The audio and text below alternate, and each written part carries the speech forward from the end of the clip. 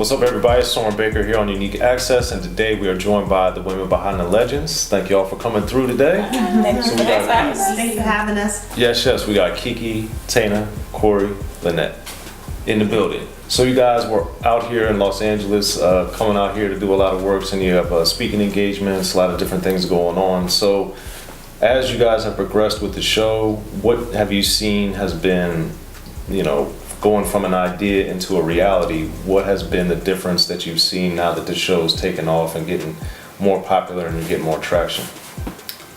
I can honestly say that I have gained more family members. Family members. I wasn't talking about y'all. She's talking about the gram. Exactly. They don't count.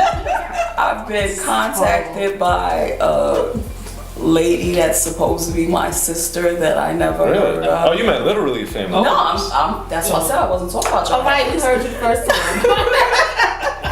No confusion. But yeah, it's like, Your grandma. right, once it got on YouTube and she contacted me some way, somehow, and now she's a sister that I never heard of, and she wanted me to pay for her plane ticket. I was about to say, the money came pretty quick. Pay for a plane ticket to come and meet her nieces and nephews, and I was like, no.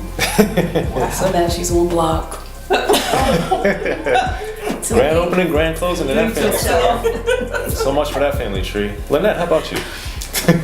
Well, I was going to piggyback on the whole family thing, but Not so much. no. But I would say that it's funny because when we all came together to do this and what we said we didn't want to happen, I'm just happy we made it here. Okay. You know what I mean? Like it's we're all women, and you know how you men feel about us, that we can be crazy or whatever.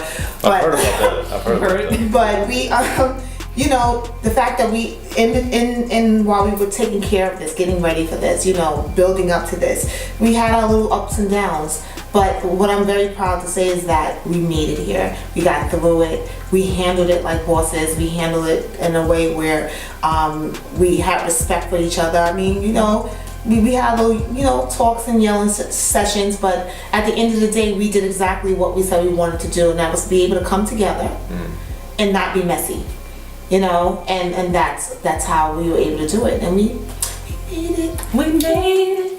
Cause you are my sister. Lynette is not going to tell the whole truth. Oh my goodness. Is Tell it. we have 3 crazy Geminis in the cast, and we have 3 extra characters. We have 2 bipolar Aquarius, and then you have the same logical Virgo. Which Hold on. Get out of here. I am basically Lies. the reason why we are here today. Because I did my Virgo, maneuver, and I got into the hearts and the heads of these young ladies, and I turned things around for them, and now we're Wusa. So now you are my sister.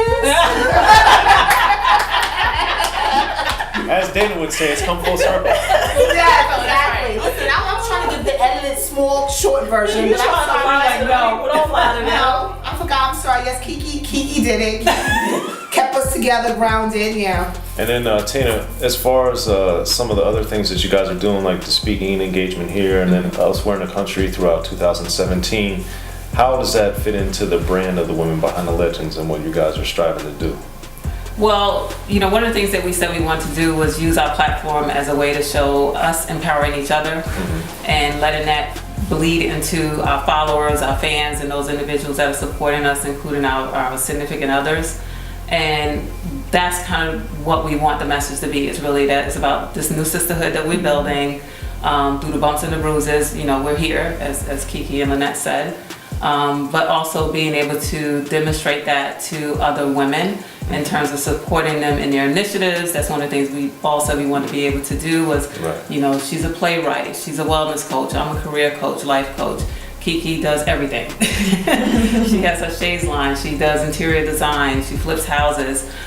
So, these are all phenomenal women in their own right. And none of us are threatened by what the other one is doing. We're really there to help support them, motivate them, keep them focused and targeted. And that's really what we want to be able to demonstrate through the Women Behind the Legends and all of the engagements that we go through. Starting with LA. Yes. All right, and then Cori, for you with your work as a wellness coach, one thing that obviously has been a long-standing issue within rap is how women have been portrayed in the music, in the videos, and film, etc. So for you, what role do you think that the women behind the legends could have in maybe reshaping or redirecting how women are presented? Wow. I think we are a prime example of how we can bring change because we display ourselves as women, as bosses, as entrepreneurs, as women who, again, want to empower and educate. So I feel that by us taking this step, this leap of faith, to be an example and to be able to speak on those platforms to these women and let them know that it's not about the rump shaking and all that other thing and being overexposed. I think we are a sisterhood with a voice who can help change it. You can still be sexy and cute and neat, but in a way to present yourself as a boss and own yourself, because you have to take care of yourself inside, and a lot of people are showing their outsides because they don't know who they are inside. So for us, we can step it up and show you have to go deeper within you to check who you are and bring that light out, and that's what we're doing. You better preach. How do you guys think that you got to that place in comparison to being involved in the music industry, either directly or indirectly, through your men? You know, it's funny when you had that, you asked that question. I remember growing up, I used to have thought tendencies, I used to, drop it and everything I wore was tight and I, it was. And I used to be too. Yeah, and I used to go to the club. I didn't say that. But I used to go to the club and I had to wear things that were scandalous, and every song that came on to me was a drop it like it's hot song, you know what I mean? And it wasn't until I started to really feel secure about me. I didn't realize that I was out and about being this woman, presenting myself as this woman, getting attention, and the attention that I was getting, I thought I was okay with it. And it wasn't until one day I was walking to Fordham Road, shout out to the Bronx, and I was rushing out and I put on some regular shorts, regular top, and I was still getting hit on. And that day I was like, I don't have to dress like that. I don't have to do this, in order to get attention, and that's when I started to, now don't get me wrong, I still, we still want to be sexy, but you can be sexy and classy, you don't have to be sexy and skankish, Right. So, and so, skankish, that's my word, right? So you don't have to do that, and I feel like no one's gonna really take you seriously if you're presenting yourself like that. And I know, for one, Rob is not even trying to hear me, hi baby, going out, dressed and having stuff exposed, and I'm a woman of a certain age, I'm not trying to do that. So I don't know if I answered your question. I just feel like I went to another direction. That's the Gemini. I'm sorry. Did I answer your question? We're good. Okay, good. Okay. See, that's your fault, making me go. What about you, Cori? In regards to being in the how the industry kind of compares to like the rest of your life, or different things that you've experienced being in the music industry that you wouldn't have experienced or you hadn't experienced prior to that. Well, this would be one example. A good example? This completely would be an example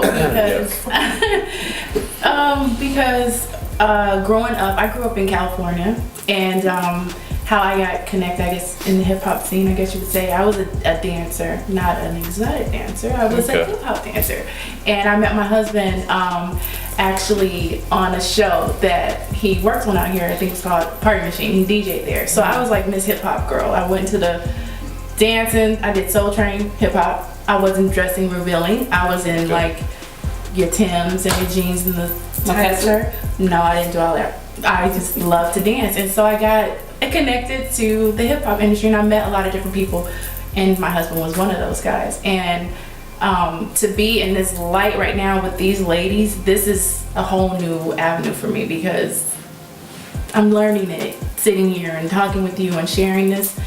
I'm comfortable speaking about wellness and in that frame, but when it comes to speaking about my personal life and my husband and connecting all together, it's fresh and it's new. So being a wife of a legend and bringing all the attention of even meeting Tana and Kiki and Lynette. It's a whole another realm of life for me, because we're private in our own home, and then when you're exposed to gentlemen like Dana and Chubb and all the other guys, you know, on another level of life and bringing it all together, I'm like, okay, get it together. You gotta sit here, you gotta interview, you gotta speak, you gotta talk. So do that. So it's new for me, but I'm just finding my way.